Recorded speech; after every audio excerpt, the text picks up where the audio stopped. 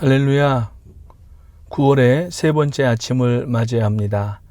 하나님 앞에 감사하면서 새벽 제단으로 나가겠습니다. 다 같이 찬송가 279장, 통합찬송가 337장, 인내하신 구세주여 찬양하시겠습니다.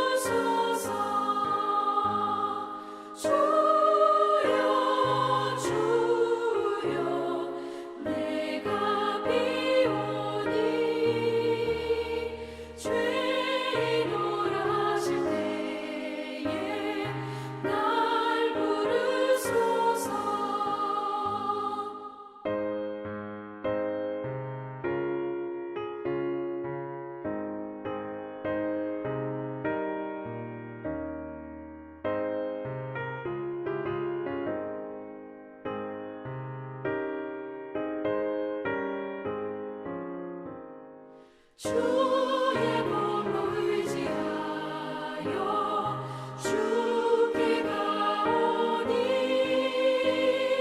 상한 마음을 고치시고 구원하소서. 주여 주여 내가 비오니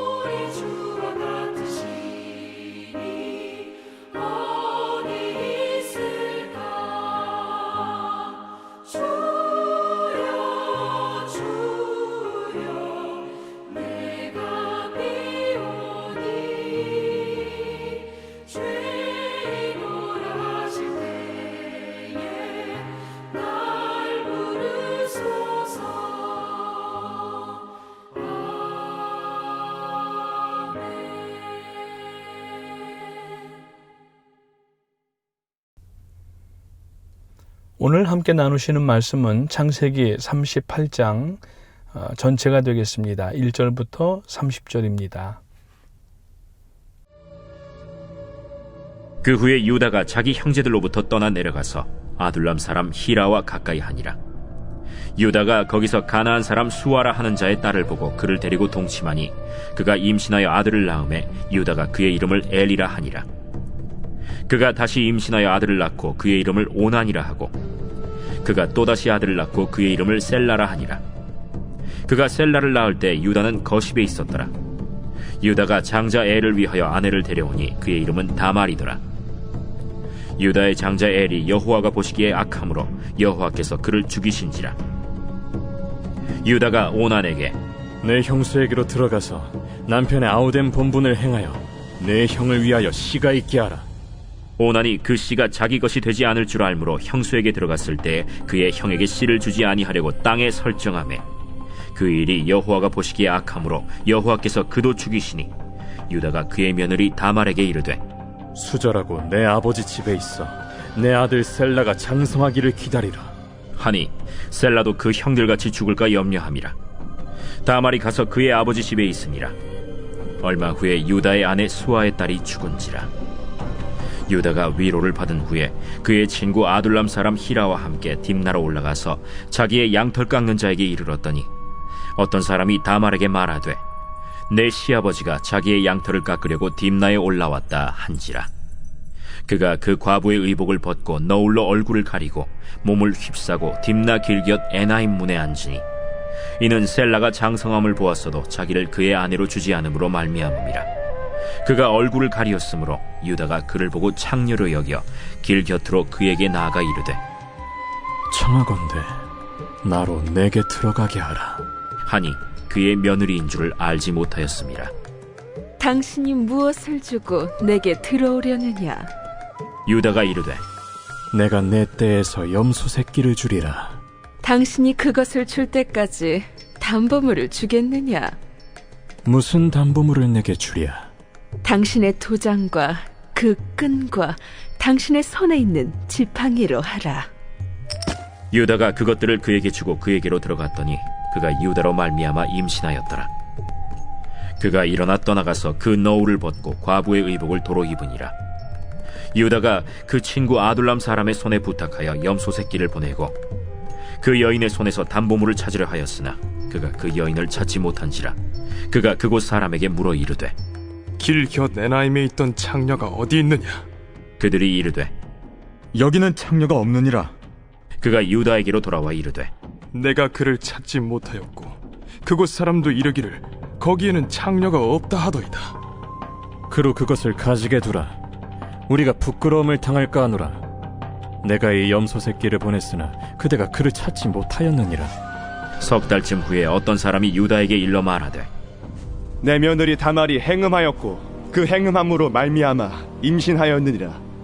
그를 끌어내어 불사르라.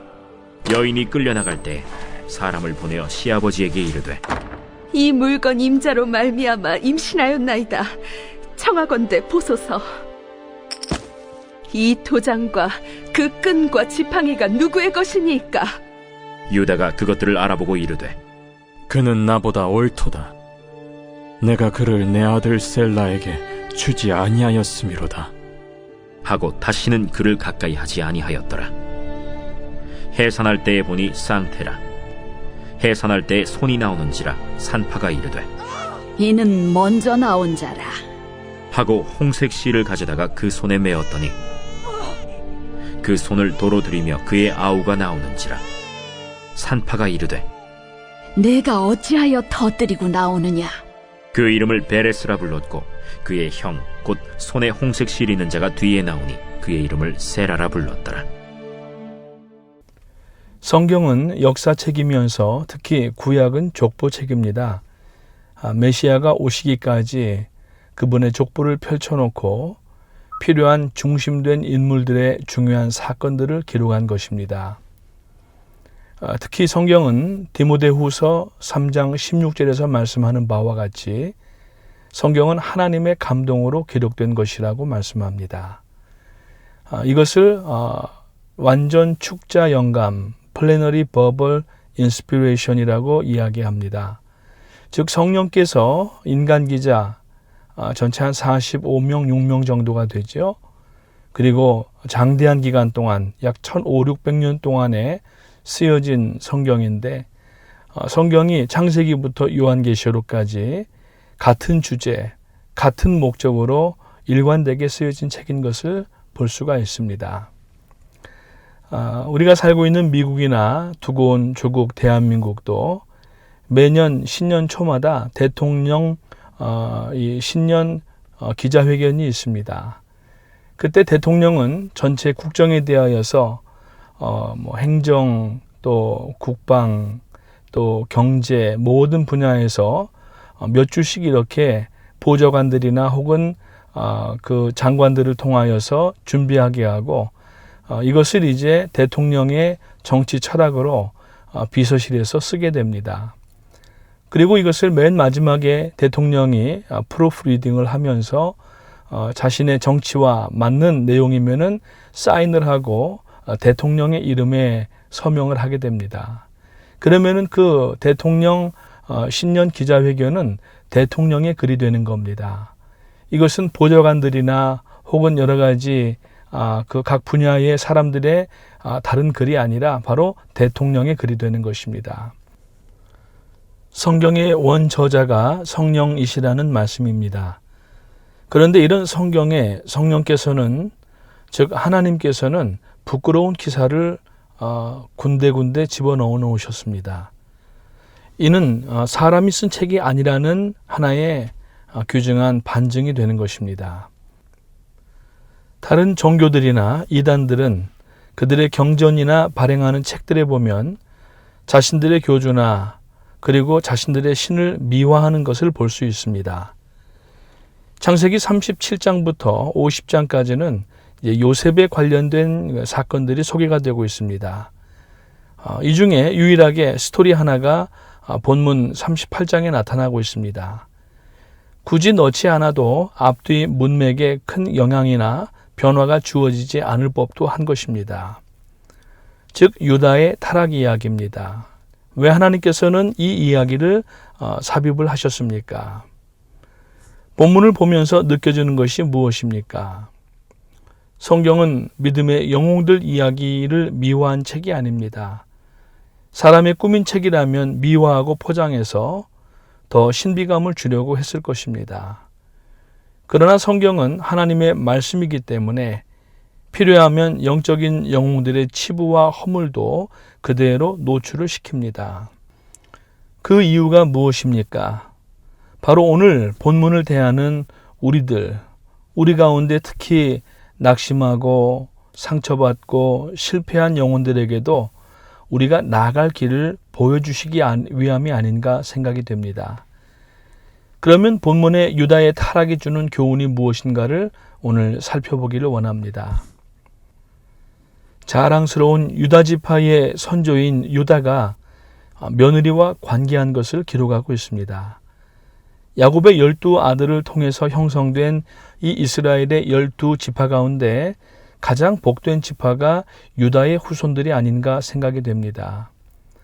비록 창세기 37장부터 50장의 이 대부분의 야곱의 11번째 아들인 요셉의 이야기로 구성되었지만은 메시아의 계보가 요셉의 후손이 아닌 유다 후손으로 이어지는 것을 보면은 이 유다 지파는 하나님의 특별한 사랑을 받은 지파임에는 분명한 것 같습니다. 오늘날 이스라엘 사람들을 유대인이라고 부릅니다. 이것은 유다인이라는 말입니다. 그 정도로 이 유다 지파는 이스라엘 대표 지파였습니다. 출애굽을 할 때 광야에서 가장 앞에 섰었고 갈렙의 리더십 하에서 가나안 정복을 할 때에도 가장 먼저 들어갔던 지파가 유다 지파입니다. 다윗도 유다 지파였고 또 예수님도 유다 지파였습니다. 그렇다면 메시아 지파인 이 유다 지파의 부끄러운 모습을 감출만도 한데 하나님께서는 그들의 부끄러운 치부를 그대로 노출을 시키시고 계십니다. 이것이 더 성경의 진실성에 확신을 갖게 되는 부분이 아닌가 생각을 합니다. 북한의 정치 선전을 보면 김일성 부자와 손자에게 신적 의미를 부여하며 얼마나 미워하고 있습니까? 거짓이기 때문에 더 그렇습니다. 정통성이 없으니 백투혈통을 자랑하고 능력이 없으니 축지법을 썼다고 자랑하고 있는 것입니다. 사람의 가장 위대한 복은 바로 창조주 하나님이십니다. 하나님을 우리가 믿고 구원받고 자녀가 되었다고 하는 것입니다. 그런데 하나님은 눈에 보이지 아니하시는 영이십니다. 그래서 결국 세상에서 가장 의지할 것은 하나님을 의지해야 되지만은 눈에 보이지 않으시기 때문에 하나님의 말씀을 우리가 의지해야 되는 것입니다. 성경을 가까이에서 말씀을 내 영혼의 양식으로 삼으면 이 땅에 사는 동안에도 그리고 이제 영혼으로 이어지면서 가장 복된 존재로 우리는 나아가게 됩니다. 그래서 한 개인의 신앙을 가늠하는 외적인 하나의 잣대는 바로 한 사람이, 한 성도가 얼마나 성경을 신뢰하는가에 대한 마음의 자세를 보면은 엿볼 수가 있습니다. 성도는 예수 믿고 구원 얻는 것 하나만으로도 인생을 성공한 사람들입니다. 그 성공자의 매뉴얼은 세상 어떤 것이 아니라 바로 오늘 말씀이 되어야 되는 것입니다. 말씀을 신뢰하는 척도는 그래서 매우 중요합니다. 성경 말씀을 가까이 하고 말씀에 꼭 붙어서 살면 존재의 의미를 잃어버릴 염려도 없고 삶의 우리들의 목적을 잊어버릴 수도 없다고 하는 것입니다. 혹시 지금 삶을 우리가 헤매이고 방황하고 계십니까? 지금 염려와 불안과 공포 속에 쌓여 있습니까? 혹시 내가 지금 하나님의 말씀으로부터 멀어진 것은 아닌지 돌아보시는 이 아침 되시기를 주님의 이름으로 축복합니다. 이제 본문에 나오는 유다의 모습을 보면 그는 하나님의 아주 특별한 은혜를 받을 만한 존재가 결코 아니었던 것을 알 수가 있습니다. 오늘 본문 2절 말씀을 보니까 유다가 거기서 가나안 사람 수아라 하는 자의 딸을 보고 그를 데리고 동침하니 라고 시작하고 있습니다. 이 구절에서 보고라고 하는 단어는 유다가 가나안 여인과 결혼하면 타락할 줄을 알면서도 가나안 사람 수아의 딸의 외모를 보고 결혼했다고 하는 것을 암시하고 있습니다. 자녀들도 신앙 안에서 잘 기르지를 못했습니다. 자녀 중에 엘이 얼마나 악했으면 본문 7절에서 여호와가 보시기에 악해서 여호와께서 그들을 죽이셨다라는 말까지 등장하고 있습니다. 둘째 아들 오난도 그 이상으로 악했습니다. 유다 자녀들이 악한 행동으로 하나님의 진노를 받을 정도라면 그렇게 기른 유다에게도 허물이 많았다는 것을 이야기하는 것입니다. 특히 유다는 육체적인 절제력이 없었던 것 같습니다. 며느리를 길가에서 참 몸을 파는 여자로 여길 정도로 술에 취한 것도 문제지만 그러한 사람들을 찾는 것 자체도 그가 얼마나 이 품행이 단정하지 못하고 절제하지 못한 사람이었는지를 우리가 알 수가 있게 됩니다. 그 증거가 무엇입니까? 본문에 보니까 화대를 가지고 흥정하는 장면이 나오지 않습니까? 이거는 한두 번 그랬다는 이야기가 아닌 것 같습니다. 또한 유다는 길거리에 그 몸을 파는 사람들에게 화대의 담보물로 도장과 그 도장의 끈과 지팡이까지 주었던 것입니다. 한국 문화나 이 유대 문화에서 중요한 것은 도장입니다. 도장처럼 중요한 물건을 화대물에 담보로 준다고 하는 것은 너무나 무책임하고 참 이 말초신경만을 자극하는 그러한 생활 방식이 아니었는가 생각할 수가 있습니다. 게다가 가치관도 아주 이중적이었습니다. 며느리의 임신 소식을 듣고 자기의 음행은 생각하지도 못한 채 그 며느리를 불살라 죽이라고 하는 말까지 했습니다. 그렇게 허물이 많았지만 유다는 메시아 가문의 조상으로 되었던 것입니다. 여기에서 사람의 허물을 덮고도 남는 하나님의 은혜의 탁월성을 느낍니다. 만약에 하나님께서 요셉 같은 사람만 쓰셨다면은 우리는 많은 절망감 가운데 빠질 것입니다. 역경 가운데에도 죄를 짓지 않고 하나님을 끝까지 섬겼던 그 요셉을 보면은 참 자랑스럽지만은 그러나 죄 많은 우리들이 볼 때에는 참 부럽기도 하면서 반대로 좌절감을 느낄 수도 있습니다. 그런데 성경에는 그런 인물들뿐만 아니라 오늘 유다 같은 인물이 나왔다고 하는 것입니다. 허물 많은 유다에게 메시아의 조상이 되는 복을 주셨듯이 오늘 허물과 죄 많은 저와 여러분들도 하나님의 자녀로서 받아주셨고 어떤 세상적인 물질이나 성공이나 합격보다도 중요한 것이 바로 하나님의 은혜인데 하나님께서 은혜를 주시면 얼마든지 인생 역전의 역사를 이루어 나갈 수 있는 우리들로 지금 부르신다고 하는 것을 믿으시기를 주님의 이름으로 축복합니다. 그러면 하나님의 은혜가 언제 우리들 삶 속에 스며들어옵니까? 바로 우리가 자원하는 마음으로 회개할 때 그렇습니다. 며느리의 임신 소식을 듣고 유다가 가문의 위신을 찾겠다고 며느리를 불태워 죽이겠다고 끔찍한 말을 할 때에 다말은 유다에게 사람을 보내서 25절 말씀에 보니까 이 물건 임자로 인해 임신했습니다라고 얘기를 합니다. 그때 26절 말씀을 보니까 유다가 그것을 알아보고 이르되 그는 나보다 옳도다. 내가 그를 내 아들 셀라에게 주지 아니하였음이로다 하고 다시는 그를 가까이 하지 아니하였더라고 말씀하고 있습니다. 이는 마치 다윗이 우리아의 아내 바세바를 범하였을 때 나단 선지자가 다윗의 범죄를 비유를 통하여서 고발할 때 결국 자기 자신을 깨닫고 침소로 들어가 3일 주야를 베갯니가 다 젖도록 회개한 것을 볼 수가 있습니다. 그러고 보니 같은 집안 사람들이네요. 하나님께서는 우리가 죄를 숨기려 할 때 주변의 사람과 심지어는 원수관계나 대적관계 사람들을 통하여서도 우리들에게 말씀하시고 깨닫게도 하신다는 사실입니다. 가장 의로운 사람처럼 행하다가 가장 수치스러운 존재로 전락한 상황에서 오히려 이 유다의 모습은 위대함을 우리들에게 나타내고 있습니다. 자기 잘못을 시인하지 않고 발뺌하기보다는 오히려 자기 잘못을 인정하고 며느리의 생존을 위한 몸부림을 이해하면서 회개하는 마음으로 말한 것이 오늘 말씀의 제목인 내가 나보다 옳도다. 그는 나보다 옳도다라고 자기의 실수와 죄와 허물을 인정한 것입니다. 그 장면을 보면 유다가 왜 그렇게 허물이 많았어도 하나님의 은혜를 받았었는지 이유를 알게 될 것 같습니다. 회개는 하나님께 자기 상황을 정리해서 아뢰고 자기 합리화를 하는 것이 아닙니다.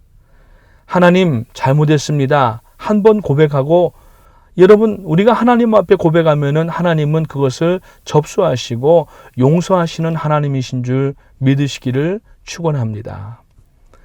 요한일서 1장 9절 말씀에 보면은 만일 우리가 우리의 죄를 자백하면 저는 미쁘시고 의로우사 우리 죄를 사하시며 모든 불의에서 우리를 깨끗게 하실 것이요 라고 말씀하고 있습니다. 그저 하나님 앞에 나아가서 믿음으로 예수 그리스도의 보혈을 의지하여서 자백하기만 하면 하나님은 미쁘시고 의로우사 우리의 모든 죄를 사하시고 불의 가운데에서 우리를 깨끗게 해주실 것이라고 사도 요한은 말씀을 하고 있습니다. 미가서 7장 19절 말씀에도 보면은 다시 우리를 긍휼히 여기셔서 우리의 죄악을 발로 밟으시고 우리의 모든 죄를 깊은 바다에 던지시리이다. 여기 보니까 다시 그랬어요. 우리에게 다시 기회를 주시는 분은 하나님이십니다. 한 번 죄 지었다고 해서 그걸로 잘라내버리시는 하나님이 아니십니다. 우리가 회개하고 돌아오기를 지금도 하나님은 기다리고 계십니다. 그러면서 우리의 모든 죄를 깊은 바다에 던지시리이다. 깊은 바다는 그 심해 속에 아무런 생물이 들어갈 수가 없습니다. 세계에서 가장 깊은 심해는 마리아나 해구라고 필리핀 근해에 있다고 합니다. 이 마리아나 해구의 깊이가 무려 36,069피트가 됩니다. 여기는 어느 정도 깊이냐면은 히말라야의 에베레스트의 높이가 29,029피트인데 이것이 잠기고도 많이 남는다고 하는 것입니다. 여기에는 아무도 하나님께서 던지신 죄를 찾아 들어갈 수가 없습니다. 참소할 수가 없습니다. 바다 깊은 곳에서는 어조류들도 내려가지 못합니다. 사람이 스쿠버 다이브를 해서 내려갈 수 있는 그 깊이가 195m 정도밖에 안 된다고 합니다. 그리고 대부분의 고기들은 6,500 정도 아래는 못 내려간다고 합니다. 무슨 의미입니까? 하나님께서 우리가 회개하기만 하면은 우리들의 모든 죄를 깊은 바다에 던지신다고 하는 것은 아무도 이것을 들추어내서 참소하지 못하게 하겠다고 하시는 말씀입니다. 사랑하는 성도님 여러분, 그래서 우리는 회개를 게을리하면 안 됩니다. 그래서 하나님 앞에 회개하면서 악어의 눈물이 아닌 진정한 눈물을 흘려야 됩니다. 악어의 눈물이 무엇입니까? 셰익스피어의 작품들에 보면은 악어의 눈물이 여러 번 등장을 합니다. 그것은 이유가 뭐냐면은 고기나 혹은 먹이를 잡아놓고 이제 턱을 움직이면은 턱관절과 이 침샘과 이 시신경이 이렇게 마주 닿아 있답니다. 그러니까 시신경을 움직이면서 턱관절을 움직이면서 시신경을 자극하기 때문에 아마 눈에서 눈물이 나는데 이것을 이제 악어의 눈물, 진정성이 없는 눈물, 거짓 눈물을 이야기를 하는 것입니다. 우리는 회개의 눈물이 악어의 눈물이 되어서는 안 됩니다. 오늘 분명히 이 유다의 그 기록에도 보게 되면은 다시는 그를 가까이 하지 아니하였더라. 26절에 분명히 말씀을 하고 있습니다. 사랑하는 성도님 여러분, 하나님은 지금도 마치 집 나간 자식 기다리는 아버지처럼 문 열어놓고 그곳을 항상 주시하면서 우리가 돌아오기를 기다리시는 하나님이십니다. 그저 잘못했다고 하면 됩니다. 여러 가지 합리화를 시키지 않고 구차한 변명하지 않고 우리가 잘못했습니다 한마디만 하면은 하나님께서는 다 들으시고 응답하시는 하나님이십니다. 법정에서도 물증과 심정이 있어도 이 피의자의 자백이 없으면은 그것이 미자 사건으로 남는답니다.